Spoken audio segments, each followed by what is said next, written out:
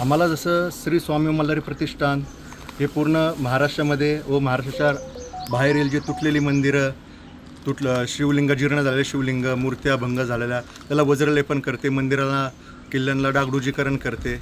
ही सेवा आमची गेले 16 वर्षापासून चालू आहे।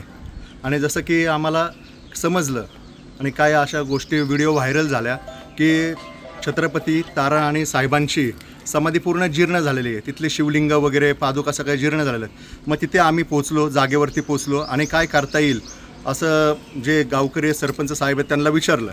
मग ते वज्रलेपनाचं सेवा इथं पूर्ण झाली आणि आज त्याचा महाअभिषेक करून हे कार्य संपन्न केलं। आता ज्यावेळी समाधी स्थानावरती ज्यावेळी स्थापित होईल त्यावेळी आणखीन एक चांगली सेवा घडेल आणि लवकरात लवकर। आणि सरकारने ह्या गोष्टींकडे लक्ष दिलं पाहिजे, जातीने लक्ष दिलं पाहिजे।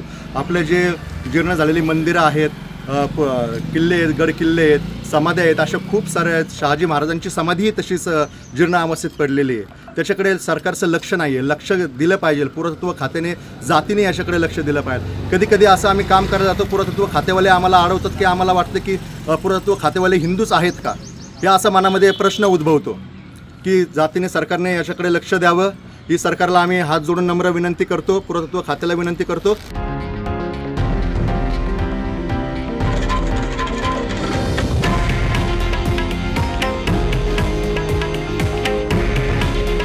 हे आहे देशातील नंबर 1 न्यूज नेटवर्क आणि आपण पाहत आहात TV9 मराठी।